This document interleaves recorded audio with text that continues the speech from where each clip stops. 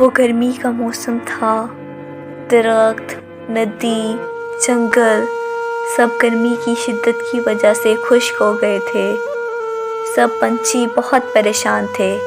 Tony چڑیا اپنے بچوں کے ساتھ گھونسلے میں موجود تھی۔ وہ آسمان کی طرف دیکھ کر بولی، اے میرے اللہ، اس زمین کو ٹھنڈا کر دو۔ اگر اسی طرح گرمی پڑتی رہی تو ہم لوگ مر جائیں گے۔ ہماری مدد فرماؤ، بارش کر دو اے میرے اللہ۔ اس طرح وہ پریشانی کی حالت میں رو کر اپنے اللہ سے دعائیں مانگ رہی تھی۔ تبھی مٹھو ٹوٹی اپنے بچوں کے ساتھ وہاں آتی ہے۔ گرمی کی وجہ سے درخت کو آگ لگ گئی ہے۔ پتہ نہیں کدھر آگ لگی اور ہمارا درخت بھی اس میں جل گیا۔ میں بے گھر ہو گئی، اس لیے مجھے سمجھ نہ آیا کہاں جاؤں، اس لیے میں اپنے بچوں کے ساتھ تمہارے گھر آ گئی ٹونی۔ ہمیں اپنے ساتھ رکھ لو ٹونی۔ اس طرح وہ دکھی ہو کر ٹونی کو یہ سب کچھ بولتی ہے۔ تم پریشان مت ہو مٹھو، دوستی ہی مشکل کے وقت کام نہیں آئے گی تو کیا کام آئے گا۔ تم بالکل پریشان نہ ہو، میں اس برے وقت میں تمہارے ساتھ ہوں۔ تم جب تک چاہو میرے گھر میں رہ سکتی ہو۔ اس طرح وہ یہ سب کچھ کہہ کر مٹھو کو حوصلہ دیتی ہے۔ کچھ دنوں بعد گوری کوی اور لوسی کبوتری بھی وہاں آ جاتے ہیں۔ وہ دونوں بھی ٹونی سے مدد کے لیے کہتے ہیں۔ ٹونی کو کچھ سمجھ نہیں آتا اور وہ ان دونوں کو بھی اپنے ساتھ رکھنے کی اجازت دے دیتی ہے۔ وہ ان دونوں کو بھی اپنے ساتھ رکھ لیتی ہے۔ سب لوگ مل کر ایک ہی گھونسلے میں رہنے لگتے ہیں۔ آہستہ آہستہ ان لوگوں کے بچے مرنے لگتے ہیں۔ سب سے پہلے لوسی کبوتری کا بچہ مرتا ہے۔ وہ رو رہی ہوتی ہے اور کہتی ہے، اے میرے اللہ، بھوک اور پیاس کی وجہ سے میرا بچہ مر گیا۔ میں کیا کروں؟ میں اپنے بچے کے بغیر نہیں رہ سکتی۔ ہم لوگ کیا کر سکتے ہیں اس گرمی کے اندر؟ لوسی کی باتیں اور رونا دیکھ کر سب پرندے پریشان ہو جاتے ہیں۔ تم پریشان مت ہو لوسی، ہم تمہارے ہر حال میں ساتھ دیں گے۔ تم نے بس پریشان نہیں ہونا، ہم تمہاری مدد کریں گے لوسی۔ اس طرح وہ سب مل کر لوسی کو حوصلہ دیتے ہیں۔ اب میں جیوں بھی تو کس کے لیے جیوں؟ میں یہاں سے دور چلی جاؤں گی۔ لوسی کبوتری کے بعد اب ٹونی اور کالو کوی اور مٹھو کی بھی بچوں کی طبیعت خراب ہونے لگتی ہے۔ ٹونی یہ سب دیکھ کر بہت پریشان ہو جاتی ہے۔ میں کیا کروں؟ میری سمجھ میں کچھ نہیں آ رہا۔ میں اپنے بچوں کو کیسے بچاؤں؟ میرے بس میں تو کچھ بھی نہیں ہے۔ گرمی کی شدت بھی بہت زیادہ ہے۔ بچے یہ سب کچھ برداشت نہیں کر پاتے اور مر جاتے ہیں۔ ہائے، یہ کیا ہو گیا؟ اب میں بھی کس کے سہارے رہوں گی یہاں؟ میں بھی چلی جاؤں گی ادھر سے۔ تمہارا بہت بہت شکریہ ٹونی، تم نے اس مشکل وقت میں میرا ساتھ دیا۔ دوستی کا تم نے اصل حق ادا کر دیا، ورنہ کون ایسا کرتا ہے؟ کون اپنے دوست کے برے وقت میں اس کے کام آتا ہے؟ میں تمہاری بہت بہت شکر گزار ہوں ٹونی، تم نے مجھ پر بہت بڑا احسان کیا۔ میں اور میرا بچہ جتنے دن تمہارے ساتھ رہے، تمہارا بہت بہت شکریہ۔ تمہارا اپنا گھونسلہ بھی چھوٹا تھا، پھر بھی تم نے ہمیں اپنے ساتھ رکھا ٹونی۔ تم کدھر جاؤ گی گوری؟ جہاں مجھے کھانا مل جائے گا میں وہاں چلی جاؤں گی۔ مٹھو بولتی ہے ٹونی سے، ٹونی مجھے تم سے ایک مدد چاہیے۔ تم نے میرے لیے بہت کچھ کیا ہے۔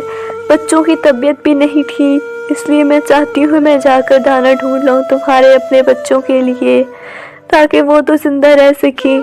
تم گھر پر ہی رہ کر بچوں کا دھیان رکھنا ٹونی۔ میں جا رہی ہوں، ضرور کچھ نہ کچھ کر لوں گی اور میں انشاءاللہ بچوں کے لیے دانا ڈھونڈ کر ضرور لاؤں گی۔ مٹھو وہاں سے دانا ڈھونڈنے چلی جاتی ہے، مگر مٹھو لوٹ کر واپس نہیں آتی۔ ٹونی بھی بچوں کی ذمہ داریاں اٹھا رہی تھی۔ وہ بہت مشکل سے بچوں کو کھانا کھلاتی تھی۔ ٹونی بیمار پڑ گئی اور اسی بیماری کی حالت میں اور گرمی کی شدت کی وجہ سے ٹونی بھی آخرکار مر ہی گئی۔ ٹونی کے بچے اور مٹھو کے بچے بہت پریشان ہو جاتے ہیں اور وہ رونے لگتے ہیں، ماں ماں ماں پلیز اٹھ جاؤ نا ماں، تمہیں کیا ہو گیا ماں؟ ٹونی کے جانے کی وجہ سے وہ تینوں بہت پریشان ہو جاتے ہیں اور رونے لگتے ہیں۔ وہ لوگ بہت پریشان تھے۔ اب سب ذمہ داریاں ٹونی کی بڑی بیٹی پر آ گئی تھی۔ اب وہ تینوں بچے گھونسلے میں اکیلے رہ گئے تھے، ان کے ساتھ اور کوئی بھی نہیں تھا۔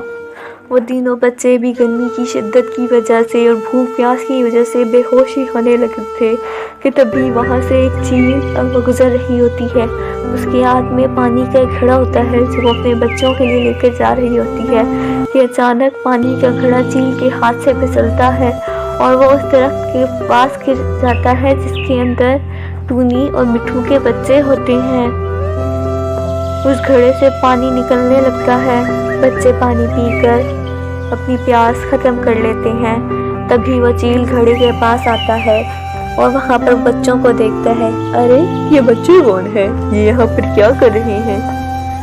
वो बच्चों की हालत देखकर समझ जाती है कि बच्चे बहुत प्यासे हैं और भूखे भी। वो घड़े में मौजूद पानी बच्चों को पिला देती है और पूछती है, बच्चों तुम लोग ठीक थे हो ना? मुझे बहुत प्यास लगी है और भूख भी। हमारी माँ मर गई है, अब हमारा ख्याल रखने वाला कोई भी नहीं है। प्लीज हमारी मदद करें। हम सिर्फ आपसे ही मदद मांग रहे हैं कि हमें यकीन है आप हमारी मदद जरूर करेंगे। चील खुद भी एक माँ थी, इसलिए वो बच्चों का दर्द समझ सकती थी। वो कहती है, मैं तुम लोगों की देखभाल करूंगी, तुम लोग मेरे साथ घर चलो, मैं तुम लोगों का दुख समझ सकती हूँ। फिर चील उन बच्चों को अपनी पीठ पर बैठाकर बहुत दूर अपने घोंसले में ले आती है। अपने बच्चों के साथ वो टूनी के बच्चे और मिट्ठू के बच्चों के लिए भी खाना लाया करता था। वो उनका बहुत ख्याल रखता था। वो बहुत मुश्किलों से बच्चों की अच्छी देखभाल और उन्हें खाना वगैरह देती है। तभी उसे पता चलता है कि नदी के पास बहुत ज़्यादा खाना मिल रहा है। वो नदी के पास तीनों बच्चों के लिए पहुंचती है। बच्चों ये जगह देखो कैसी है, ये तो सच्ची बहुत अच्छी है जगह। अगर तुम लोग यहाँ पर रहोगे, वो मेहनत करोगे तो तुम लोग ज़रूर कामयाब होगे। मेरे बेटा यहाँ पर सारा खाना मिल जाएगा, तुम लोग यहाँ पर आकर जी भर कर खा लो। जी आप सच कह रही हैं, ये जगह तो वाकई में बहुत अच्छी है। माँ आपका बहुत बहुत शुक्रिया, आपने हमारे लिए इतना सब कुछ किया। अगर आज आप ना होती तो हम भी ना होते। आपने उस दिन हमारी मदद करके हम पर बहुत बड़ा एहसान किया। माँ हम आपका बहुत शुक्रगुजार हैं, आप हमारा इतना ख्याल रखती हैं, हमारे लिए इतना सब कुछ करती हैं। माँ अगर तुमने मुझे आज माँ बोला है तो मैं तुम्हें माँ बनकर दिखाऊंगी। बेशक तुम लोग मेरी सगी औलाद नहीं हो, लेकिन तुम लोग मुझे अपनी सगी औलाद से बढ़कर हो। मैं बस यही चाहती हूँ तुम लोग अपनी ज़िंदगी में हमेशा खुश रहो और बहुत कामयाब हो। यही एक माँ की अपने बच्चों के लिए दुआ है। कहानी से हमें यही सबक मिलता है कि हमें मुसीबत के वक्त एक दूसरे की खूब मदद करनी चाहिए।